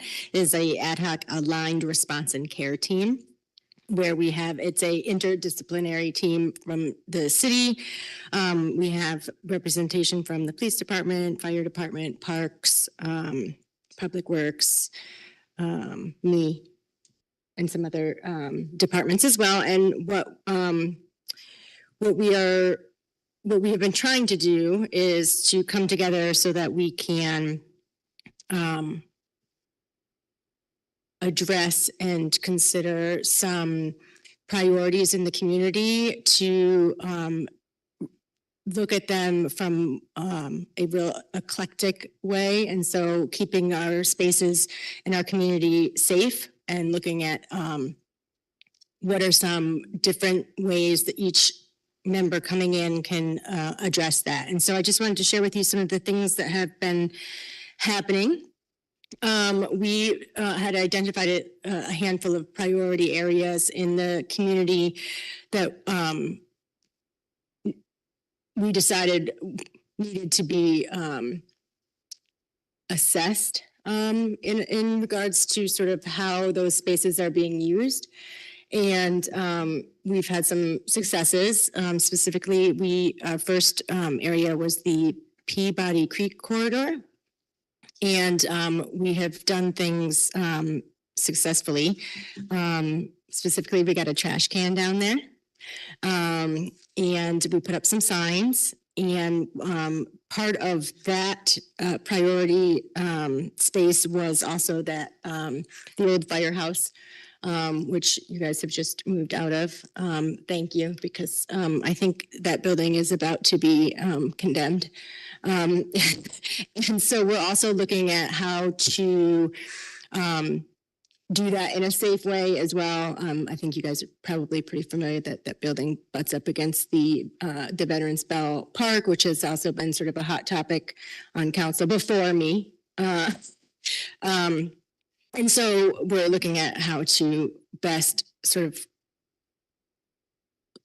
close up that building while it awaits its next life, which has yet to be decided. And recently we took a field trip down to 9/11 Memorial Park, which is our next priority area. Luckily for me, it was the day after the shooting, and I had Chief Smith with me, so I felt very safe. And Tim from Parks, he's tough. But looking around that area, because it has sort of high visibility, we've had some things go down there, and I think we come together as a group to consider how best to improve that space for our community. And so I just wanted to remind you that that stuff is happening. We're actually, I shouldn't say it like I'm surprised, but we're getting things done. And that feels pretty good. We've been meeting mostly every month and moving right along. So I just appreciate the staff members that are attending that regularly. And I really enjoy the conversations that we've had, and the sort of meeting of the minds, is because we are not always agreeing. But we get there. So that is that. I also have been attending the homelessness task force. I've been putting a lot of hours into that group recently, working on the 5-year plan, which is still sort of rolling along. But also we just did our RFP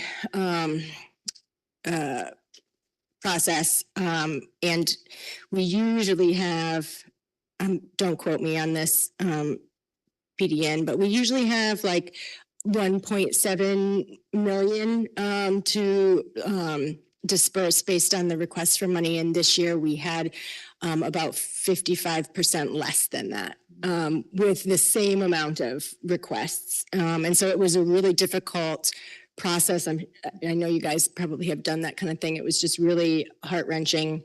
We do have some nonprofits who are facing a lot of difficulty, potentially facing reduction of services, reduction of staff. It's going to be rough. but I had a good group of people with me, and we did make those decisions. It's going to go to the commissioners on Tuesday, I believe, for approval. And of note, I'm going to stop talking eventually. The point in time count, which is where we do a one day a year, we count, we do a census of individuals who are living unhoused. And we got, it's not official, meaning that the state has not rubber stamped it, but I do have some preliminary numbers, and I wanted to share that with the public. In 2023, our total amount of individuals counted was 215. Last year it was 235, and this year it's 300.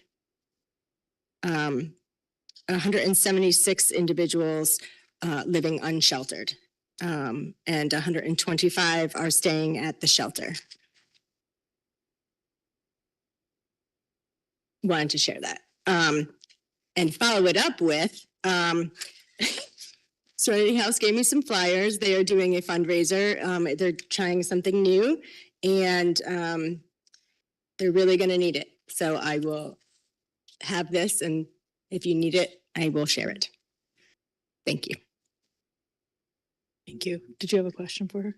Oh, Indicating I'd like her to share it too. got it. Okay, very good. Navarro, go ahead. Well, we obviously had our LTAC meeting, and You all that apparently. I voted no, you wouldn't be surprised. well, believe it or not, one of the ways that the city has improved its communication is through having a very large TV outside in really the place where you would sit to recuse yourself. So believe it or not, I did see. I think maybe if we're maybe that's a future conversation at council is where do you go to recuse yourself instead of pretending that you didn't see everything written in written out. Anyhow, so that being said, moving right along, I also had NODC, and we had a really fascinating presentation from Rick Dickinson, who used to be at another organization and who's now at Habitat for Humanity. Center for Inclusive Entrepreneurship. Thank you. So anyhow, Rick has moved over into doing working as, I'm going to get his title wrong, but specifically with Habitat for Humanity, he's working on being on improving the services that Habitat provides to Native American communities, specifically on reservations, but also anywhere in the community. And so his position is the first for Habitat in the nation, which is kind of exciting. And he's been doing a lot of outreach to the local tribes on ways that they can ways that Habitat can be a good partner and ally, and think through a lot of the different ways that local tribes get money to build housing. And I learned quite a lot. One of the things I wanted to highlight is that Canoe Journeys is this summer going to Elwha.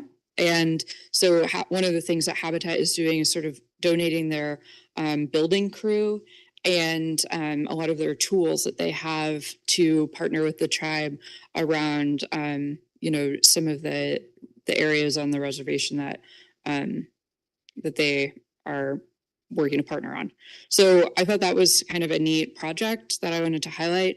I obviously said that we are always hoping that Habitat will build more homes here in Port Angeles, and that anything that we can do to support that. I think we've been, as a council, really a good partner to our friends at Habitat, and it's great to see them working on some new programs that I think will certainly benefit our community, but also the nation as well. And then last, I had the pool board and wanted to highlight a few things. The first is that they are open longer hours, a little bit different hours this week for spring break. So if there are kids in your life, or I guess adults who also have spring break this week, the pool is a great place to be. We've been working for a number of years now on getting a childcare center, right over that way, right behind the pool in the old school board building. OMC owns it now. And so Steve has been working on getting funding through the state. Obviously, there's a lot of uncertainty for that, but they've also been sort of going ahead on sort of the permitting applications and trying to work on the things they can work on. And then last, the pool's Easter celebration is coming up. I believe it's on the 13th, where they put thousands of eggs into the pool. And I asked, it's open to adults, not just children. So if you too would like to go and hunt for eggs in the pool, please feel invited to go. But the price of eggs. Plastic eggs. Plastic. I'm assuming they're plastic, so they float. Yes, not real eggs in the chlorinated pool water. Sorry for that miscommunication. I think that's my report. Well, that would be a good April Fool's, but there comes Amy with her bucket. All right, Lindsay, go ahead. I have one light thing, one not so light thing. Just to clarify, the decisions around Veterans Park never came to the city council. Those were closed area decisions that are under the authority of the parks director, with the exception of Erickson Playfield Skate Park. For some reason, I don't know why Corey doesn't have authority to close that park. So yeah, that actually never came to the city council as an issue, despite a lot of people coming to us and yelling at us about it. So that was the heavy thing. The light thing is our presentation earlier mentioned, after we get all these murals, we can walk around with a drink and go admire them, an adult beverage. And there is a bill to modernize the regulation of alcohol service in public places. AWC has a blog post on it called I'll Drink to That. The bill is House Bill 1515. So everyone write that down. House Bill 1515, because this bill is still alive this legislative session, and it has a public hearing on Saturday at noon. So everyone should be sober by then. So you can go, if you search ledge.wa.gov and type in 1515, House Bill 1515, you should be able to find it. You can sign up to Pro. And I mean, we know some of the best cities in the world, like you can walk down the sidewalk to the next pub or whatever it is, depending on if you're New Orleans or London. And if we're gonna have the best permitting system, we should have the best downtown too. So House Bill 1515. Thank you, Lindsay. Drew. Yeah, so last Friday, I had another recompete meeting. Just as a quick reminder, because after a while, we're all on so many things. What the heck is that one again? That's the one. So I'm just going to straight up crib list from their website. It's faster that way. The North Olympic Peninsula Recompete Plan, so NOPRC, led by Clallam County, aims to revitalize the marine and natural resource industries in the North Olympic Peninsula. The new funding will help NOPRC drive renewed economic competitiveness and good job opportunities in the region. Specifically, the funding will support critical marine and natural resource industries, a workforce strategy aligned with educational components, as well as social support services. And then it's through the Recompete Task Force, tribal, county governments, local colleges, and economic development partners are poised to create and connect residents to good jobs. Good jobs actually has a legal definition also. I don't remember what it is off the top of my head. It's actually a percentage of wages. So there actually is a defined good job payment structure. But what this one was this was a grant program that Mike French is actually the commissioner kind of in charge of and spearheading most of that. I forget how many total municipalities and locations applied for it across the country, but we were one of about a dozen areas. And I think the only one that was multiple areas, because it's Clallam and Jefferson County all working together. And we did receive a $35 million grant this last fall. And that's in with partnership and programs tied with the tribes, with some of the industries locally, as well as the college and a lot of other groups. And there's, I don't even know how many pages of documents that I don't need to get into right this second, but if anyone's curious, I can send you websites of what all that entails. But more importantly, now that the funding has been secured, the funding has already been guaranteed. So my understanding is there's no concerns as far as federal funding not coming through on this. And with that, we're partnering and actually starting to work with a lot of the groups that are receiving the funding. Where I'm going with this specifically right this second is now that our meetings are averaging 35, 45, 50 member meetings, we are forming a board of voting members to actually oversee and kind of direct some of those projects and kind of help with those. And I am going to be one of the voting members on that board. And so that's the update for that. So that way you guys are all aware of. No one has brought up what would happen if I'm no longer the city representative, if the next city representative is a voting board member by default. We're still working on what our mission statement is. That's the next meeting. And then the other hat that I wear is North Olympic Peninsula Tourism. The Olympic Peninsula Tourism Commission. So we have a meeting this upcoming Thursday, and then right around on Monday is actually the Olympic Peninsula Tourism Summit that's out at Seven Cedars. And so that's going to be about a day and a half of sessions and seminars and guest speakers about travel tourism specifically. And I'm really looking forward to that. I think it'll be a really good session. That's all I have this evening. Thank you.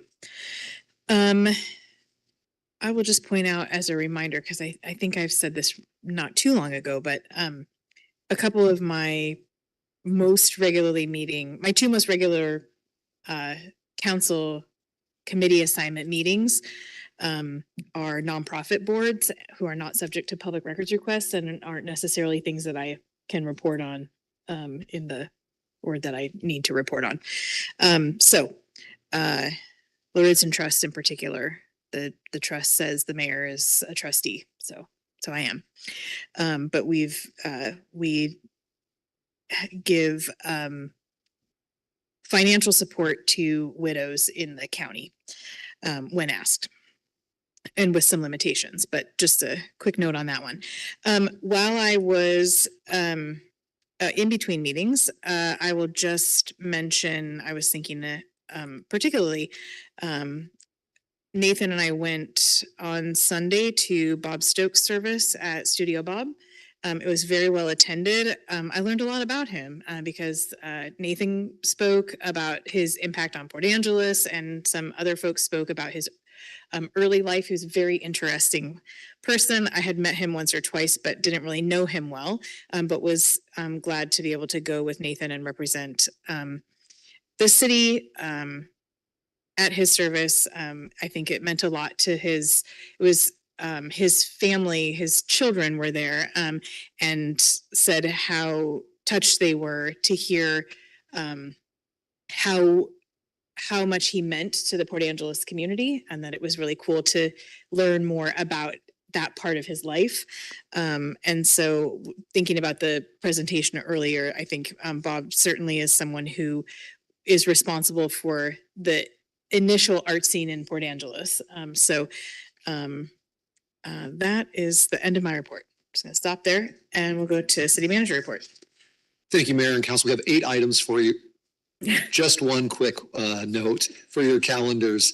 A joint meeting with the Clallam County PUD has been scheduled for Tuesday, June 3rd at 4:30 here in your council chambers. Please make a note. That's it for staff. Thank you. Thank you. That brings us to second public comment period. If you are online and wish to speak, please raise your virtual hand. And I have one person signed up because he went ahead and signed up, James Taylor, who's on his way down. If you wish to speak at second public comment period, you don't need to have signed up. We'll start with James and we'll do council chamber first. I don't have any hands online at this time. Go ahead, James. James Taylor, property owner and Port Angeles. So first of all, since I'm always so negative up here, excellent job. I thought you were spot on. I really hope that you can hit half of what you're trying to accomplish. Okay, now back to my normal persona. I went looking at payroll this last time, and I have noticed that since 2021, so in 3 years, our payroll has gone up $10 million, and that's 36.5% increase. So the population of Port Angeles hasn't increased, but we keep adding people to the city government. And that is a burden to the community. And I know that you're going to need money, and you're going to come ask your citizens to pay more in sales tax and go after people for more money. And I'm just letting you know that, you know, the growth of city government is what's driving these rate increases. It's not necessarily inflation and all those details, it's growth. And what I'm really concerned about with this is we also outsource a bunch of our thinking, you know, such as makers, architecture. And so what's going to happen when grant funds start drying up based on what we're hearing out of Washington, D.C.? Where is the money going to come from to pay for all these employees we now have? Are we going to be making employee cuts due to, I'm really sure that grants are going to dry up. I think that's right on the DOGE target. I was talking to Rebecca Miller, and she's not sure if she has a job next week. So, you know, is there a plan in place, thinking this through, of how we're going to adjust should these grant funds start shrinking? Because I think a big chunk of this 36.5% increase was to go after grant funds. So I just, you know, in the coming months, I would like to hear a plan from the city on how we're going to address what I think is going to be a major shortfall to the city. You know, not, okay, so I'm done being all harpy. Great job again. Thank you, James. Mr. Barbieri, go ahead. Okay. My name is Glenn Barbieri. I am a city resident. I have not forgotten about the letter that I wanted to send to City Council. Upon advice, I've concluded that I need more information. I'm expecting to gain much of that as information over the next 2 weeks. Then I'll have a clear idea what information that I'll need to officially ask for. Suffice for now, I am very curious about the ceremonial, diplomatic, and practical aspects of Port Angeles' sister city program. On the immediate horizon is SquatchCon. I do plan to attend it as both a participant and a guest. Now, if anyone from either or both the U.S. Coast Guard or the Canadian Coast Guard would be willing to engage me in an extended conversation, I am confident that it will be time well spent. After all, I did graduate from Navy Nuclear Power School whilst having undiagnosed autism. Moreover, theoretical physics is a hobby of mine, and I work 100% pro bono. Unfortunately, I have you jokers as character references. So there is that. So we had somebody talk very eloquently about public art. And that is very, I've been in the military, I know how important morale is. And morale in this country is down.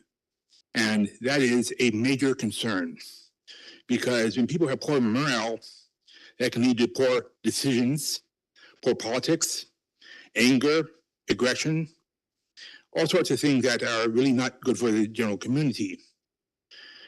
Now, I'm interested in something that's a little more speculative. So I'm gathering more information about this, is the idea of public science. Basically, if you want to make money, you start a business. If you want to make jobs, you start an industry. And that's something I have been thinking a lot about. And in the coming months and years, I plan to be doing what I can in that direction. Thank you. Thank you. Anyone else wish to speak? Okay. Just your name and whether or not you're a resident. Susie Blake, Port Angeles resident. I am somewhat encouraged by Councilmember Miller's report tonight, but I am here to make public comment about the drug and crime problem in central Port Angeles in my neighborhood that sometimes hides in encampments and uses homeless people as customers, but not just customers, as mules, as couriers, and as shields for their activities. I believe these issues can be addressed by allowing police to do the job they already do very well and enforce the laws we already have on the books, requiring jails to hold offenders, especially those that come here from out of the area with multiple extraditable warrants, and we so often hear jail will not hold, and expecting the courts to prosecute fully. And I say this as someone who firmly believes that interruption, accountability, and yes, often incarceration can save lives. It saved my son's life, and he's a productive citizen today because of it. I do not believe further burdening the working class with more taxes will do anything to fix these public safety problems. It is an insult to the integrity of most struggling with housing to say what is happening on the streets of my neighborhood is a homeless issue. We have a massive drug and crime camp problem. As I stated in the past, my preferred transportation is my feet, and the following are just some of the things that occurred in places I frequently walk in the last 3 or so weeks. This Saturday morning, I went downtown to enjoy supporting local businesses, and on my way home, as I passed by the health department, I witnessed no less than 8 males openly smoking fentanyl on foil with straws in the health parking lot. This has been a weekly occurrence every weekend that I've been home for the last couple months, and the groups get larger each week. A couple weeks ago, I went to Safeway on a Friday evening with my car in a targeted list with their sale items, but I did not stop or park because I believed I saw a male who I'll identify as V and have a 5-year protective order against, awarded by the courts when I made a victim statement at his hearing. I believed I saw him and a male who's also frequently in and out of our jail, who I'll identify as Jay, smoking fentanyl in the back of Safeway. And I decided not to bother with stopping the potential to need to call police to enforce my protective order. Later that night, male Jay was involved in a police chase that literally ended on my front lawn, and he was pursued due to multiple warrants. The words and actions of law enforcement EMT, and there were at least 4 officers and 4 EMT, were compassionate and calm. So I was reassured, and they were compassionate and calm with all parties concerned.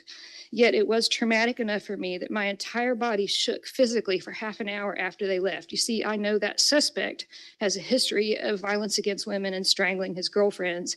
I know one of his old girlfriends is in the jail trying to get clean, and his current one was left on my curb in tears as she tried to defend him and deal with her own withdrawals. In other events, in the areas I walk, metal thieves cause thousands of dollars in damage to the waterfront trail in 911 Front Park, yet the city has not publicly addressed the situation or the cost of repairs. That was 3 minutes already? It was. Okay. If you can just back next time. All right. Thank you, Susie. Good to see you in person.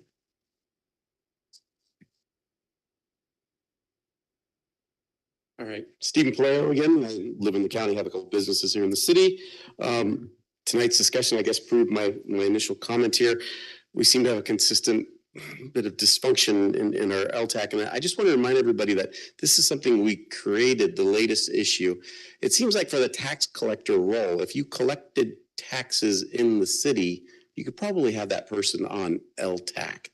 And so by limiting to people that are city residents, I think that's shrunken the pool of people that are wanting to get involved with LTAC. So I think that's something maybe we've got to consider. Second thing is, hopefully you guys caught Jim Hagwood in my presentation on Coffee with Colleen this week. If not, let me know. I'm happy to meet with you, share my slides, spreadsheets, links to all my data. But I've been doing a little bit more analysis, benchmarking our community to 20 other similar cities. And I think it's a pretty objective way of looking at it. I'd be happy to share that analysis with you.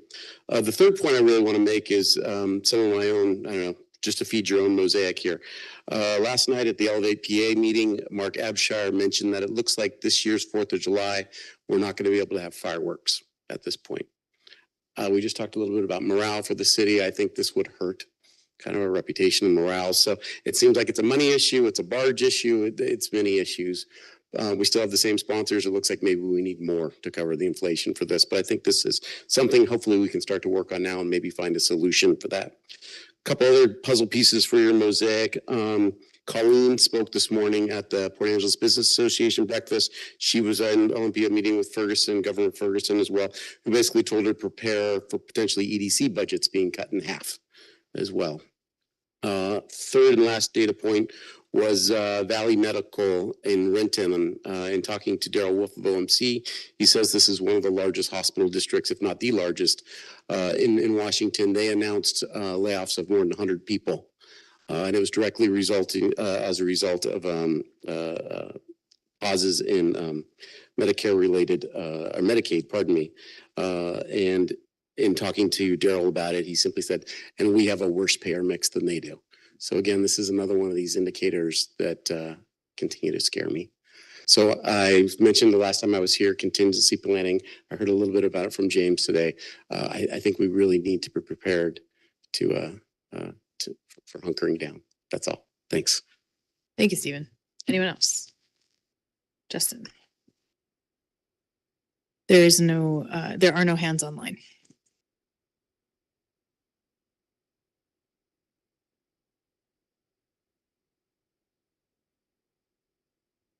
Hello, Justin Williamson, city resident. Just a couple of things. One is the murals. I look forward to the murals and I'm excited about the murals. The only thing I don't look excited about or want excited about is the painting of blighted properties. I don't think we should be throwing a bunch of money at blighted properties. I think more we should be looking to get the people that have blighted properties out of those properties and get somebody to move into them and then decide whether we should throw a bunch of money at painting them for murals. Because if you go, I go by the old paper mill all the time and I think of tons of things that I'd like to do with it, and painting it hasn't been one of them, but I could see painting it being a benefit to the owners now that it's sitting blighted, vacant and turning into rubbish. Painting it would benefit them for resale, but then somebody comes along and they buy it and then tear it all down so they can put up an apartment or construct something else that could go there. It seems like a waste of money to paint it beforehand. The other thing is jobs, because we have access to a deep water port, and I think if we're honest with ourselves, we know why we don't do this, but ship breaking. Why don't we break down ships and use those raw materials and ship them to other places or actually recycle them here in town? And I think that might be able to provide jobs because we have access to the deep water port. That's all. Thank you. Thank you, Justin. Anyone else? All right. No other public comment. We are adjourned. Thank you, and we'll see you all on the 15th of April.